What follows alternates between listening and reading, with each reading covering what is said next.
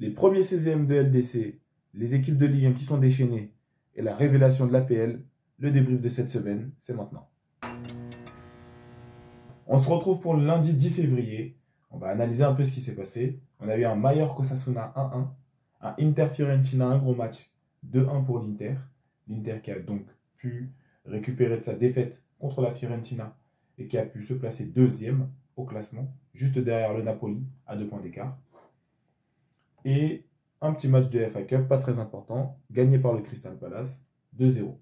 Mardi 11 février, on a eu les premiers 16e de Ligue des Champions, 3-0 pour le PSG contre Brest. Le PSG qui continue de montrer à toute la France que c'est eux les patrons, en France en tout cas. 2-1 la part de la Juve contre le PSV. Un bon match, bien défendu par le PSV. Malheureusement pour eux, la Juve c'est un peu plus fort. 3-2 Manchester City Real. On aura hâte de voir le retour sur tout ce qui s'est passé ce week-end, mais on y reviendra plus tard. Petite remontada de la part du Real Madrid. Très bien joué de leur part. Et 3-0 Dortmund contre le Sporting. Ici, on a eu un très grand Sekou Guirassy. Donc 3-0 Dortmund. Malgré leur mauvais classement en Bundesliga, ils sont un peu plus performants du côté de la Ligue des Champions. On a eu aussi encore de la FA Cup. Un match 2-2 remporté par Nottingham Forest au penalty. Mercredi 12 février, on a eu les deuxièmes parties des 16e de Ligue des Champions. 2-1 Bruges, avec un penalty obtenu par Bruges à la 90+2. Un penalty qu'on peut qualifier de litigieux. 2-1 Bayern contre le Celtic, avec un but du Celtic refusé à la 1e minute à la VAR. Donc c'est très sérieux, on attend de voir le retour. Est-ce qu'un gros pourrait tomber dès les 16e de LDC? Ça sera intéressant à voir. 1-0 Feyenoord contre l'AC Milan. Grosse performance de Feyenoord qui a bien joué au foot et qui a contrôlé ce match. Un peu décevant comme toujours de l'AC Milan. Et 1-0 Monaco-Benfica. Monaco qui s'en sort bien, qui a pris un rouge et qui est resté à 10 contre 11 pendant 35 minutes dans la partie. Le Benfica qui n'a marqué qu'un seul but et qui va s'en mordre les doigts, je pense, pour le match retour, car il n'a pas aggravé la situation. Cependant, attention, Monaco qui a pris 2 jaunes et qui va avoir 2 de ses titulaires suspendus pour le match retour. Donc, à faire attention. On a eu de l'APL, Liverpool qui est parti faire une égalité 2-2 contre Everton. Un match qui s'est fini sur les chapeaux de roue, si je peux dire. Et il a fallu avoir une grosse bagarre, une mêlée générale, comme d'habitude. Vous connaissez l'APL, c'est buveur de bière dès 8h du matin. En tout cas, 2-2, Liverpool qui va freiner ici et qui va permettre à Arsenal de pouvoir les rattraper d'un petit point, de 2 points, excusez-moi. Ils avaient 9 points d'avance, ils en ont plus que 7. À Arsenal d'être constant et d'être sérieux pour pouvoir aller recoller au score. Jeudi, on a eu, comme d'habitude, les 16e de finale également d'Europa League et de Conference League, comme vous pouvez le voir. Ici, on a eu des très grosses surprises, comme Galatasaray qui s'est fait 4-1, l'Ajax qui a bien géré son match 2-0, Porto et l'AS Roma qui ont fait inégalité avec un carton rouge de l'AS Roma. Ça, c'est pour les grosses affiches d'Europa League. La Real Sociedad aussi, 2-1. Et en Conference League, c'est encore pire. C'est difficile de trouver une grosse affiche. Mais on a par exemple le Betis qui a gagné 3-0. Et il n'y a pas trop d'équipes qu'on connaît. Heidenheim qui a gagné 2-1. Voilà tout pour jeudi. Le vendredi, un peu petite journée. La Ligue 1, 2-2 Brest. Dommage pour Brest, hein, qu'on attend beaucoup. Parce qu'on sait que maintenant, ça a l'air plutôt compromis pour eux du côté de la Ligue des Champions. Donc, on les attend. On essaye de voir s'ils vont peut-être pas nous fournir une petite remontada ici en France. 2-2 malheureusement contre Auxerre. Ça veut dire qu'ils sont actuellement à la 9e position. C'est un peu bas. Cependant, ils ont 32 points. Donc, ils ne sont pas si loin, en effet, du top 5. Et peut-être même du top 4. Commence à être quand même un peu loin, à 8 points d'écart, pour aller chercher, on ne sait pas, une autre qualification supplémentaire pour retourner un back-to-back en Ligue des Champions l'année prochaine. 3-0 Brighton-Chelsea. Brighton qui, en ce moment, revient quand même tout doucement, qui reste 10e, qui avait une très grosse défaite, qui a connu une très grosse défaite contre Nottingham Forest, qui malheureusement a des résultats en dents de scie, qui avait quand même eu des petites victoires, Et voilà, qui revient 3-0 contre Chelsea, qui sont devant eux au classement. Chelsea qui continue de s'effondrer avec des résultats très très en dents de scie. Et un match à venir contre Aston Villa. 2-1 Getafe Gijón. Gijón qui prend d'ailleurs un carton rouge. 3-2 Bologne contre le Torino en Serie A. Ce n'est pas des équipes qui jouent le top 5, donc on ne va pas aller regarder le classement. Et on a eu 0-0, donc Leipzig. C'est un peu décevant de la part de Leipzig. Voilà, Leipzig qui reste quatrième, mais qui continue de se faire distancer. Vous voyez les derniers résultats, ils ne sont pas bons du tout. Et voilà, pas très sérieux de leur part. Le samedi, une grosse journée en Ligue 1. Je vais parler de ça dans le titre, dans le début de la vidéo, excusez-moi. Des gros scores, 5-1 Marseille-Saint-Étienne, 7-1 Monaco-Nantes, 1-0 pour le faible PSG contre Toulouse. Tu me diras, on ne peut pas gagner tous les matchs 3-3-3-3-3-3-0, mais en tout cas, il y a eu des grosses démonstrations de force, des poursuivants du PSG, si je peux les appeler comme ça, en Ligue 1, même s'ils restent à 16 points et 10 points du PSG, qui est intraitable en Ligue 1, comme dirait Kylian Mbappé. Ils ont en tout cas montré qu'ils avaient des gros muscles en ce samedi 15 février. Ils sont partis éclater totalement leurs adversaires. Du côté de la Première Ligue, on a eu la très grosse victoire de Manchester City grâce à un très gros Omar Marmouche. 3 buts en 33 minutes.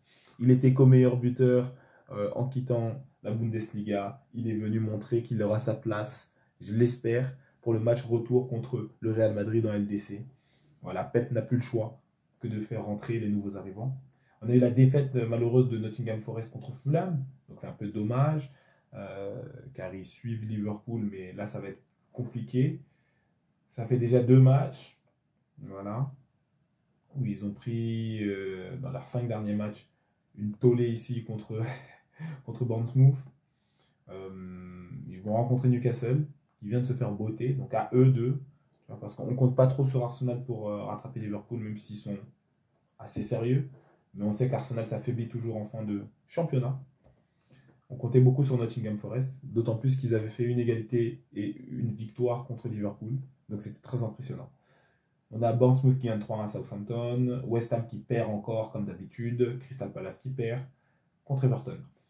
En Liga, du coup, on a 1-3-3 ici du Deportivo. On a les deux Madrid qui sont partis faire 1-1-1 avec un carton rouge qu'ils ont obtenu assez rapidement pour les deux.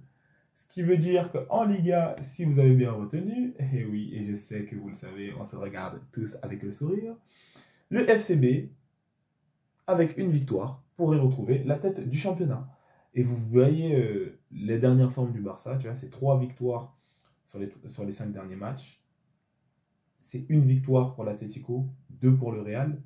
Leurs dernières performances sont vraiment très moyennes, très mauvaises de leur part, alors que le Barça est en pétard. Et donc, totalement, le Barça va récupérer la tête du championnat. Ne vous inquiétez pas, c'est chose faite. Villarreal qui fait 1-1 à Valence. Du côté de la Serie A, on a la Lazio contre le Napoli, gros match, opposant le premier, je crois, au 4e de Serie A, qui a fait 2-2. Atalanta Cagliari 0-0 et Milan contre Hellas Verona 1-0. Du coup, le classement de Serie A, on a toujours le Napoli qui est premier, mais plus qu'à 2 points d'écart avec l'Inter. L'Inter qui aurait encore pu, une fois de plus, passer devant eux s'ils n'avaient pas perdu leur match. Mais on le reverra juste après. L'Atalanta aussi qui a draw. Donc ils se font un tout petit peu distancés. Mais avec une victoire ici, tu rattrapes. La Juve qui reste 4e. Égalité avec la Lazio, mais devant au goal average. Et la Fiorentina qui sont 6e. Milan qui reste 7e.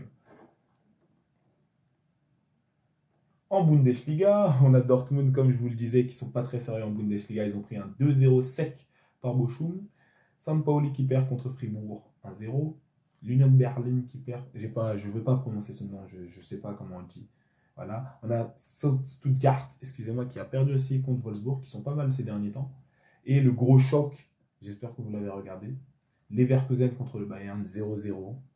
Leverkusen qui était au-dessus du Bayern, mais qui a buté contre un très gros Manuel Neuer, ce qui fait que le Bayern reste premier à 8 points d'écart, excusez-moi, de Leverkusen, qui s'y avait pris une victoire, les aurait rattrapés peut-être à 5 points, je pense. Un truc comme ça. Ou 6 points. Et donc voilà, le classement de la Bundesliga qui ne bouge pas. Et dimanche, dernière journée de cette semaine.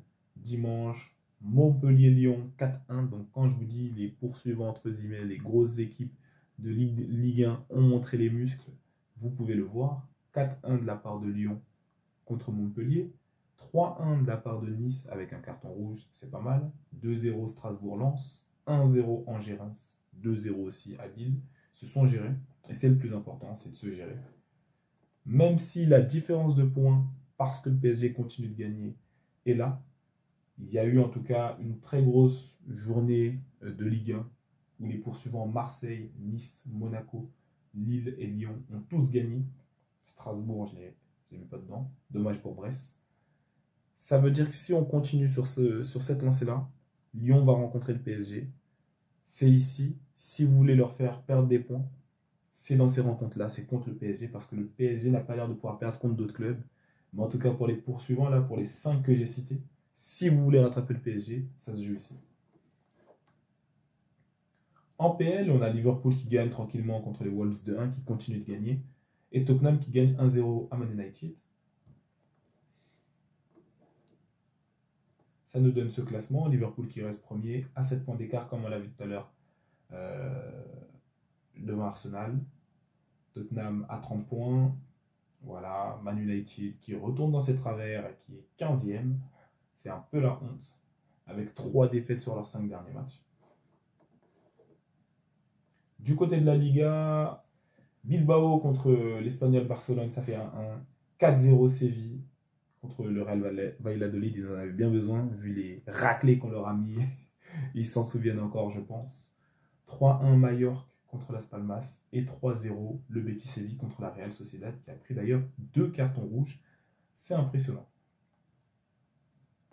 Du côté de la Serie A, on continue. La Fiorentina qui perd 2-0. Dommage. Je vantais leur louange. Ils avaient gagné 3-0 contre l'Inter. Le Juventus-Inter qui finit à 1-0. Donc voilà, ça devait être un match que je n'ai pas regardé. Malheureusement, je dormais. Mais ça devait être un bon match. L'AS Roma qui s'est géré 1-0. Et les autres équipes, voilà, ne nous intéressent pas tant que ça. Du côté de l'Allemagne, de la Bundesliga, on a eu 3-1 Hoffenheim, 3-1 Francfort également, et 2-0 pour le Mainz. Et la Bundesliga, le classement ne change pas. En tout cas, voilà pour ce résumé de cette semaine 7, du 10 février au 16 février. J'espère que la vidéo vous a plu. N'hésitez pas à me dire quel match vous avez regardé, quel match vous avez apprécié, quelles équipes vous suivez, pour qui vous êtes. N'hésitez pas à me donner aussi des idées de nouveaux concepts. Je lis tous vos commentaires, donc n'hésitez pas à commenter, ça fait très plaisir. Prenez soin de vous et des vôtres, et à plus pour la prochaine vidéo.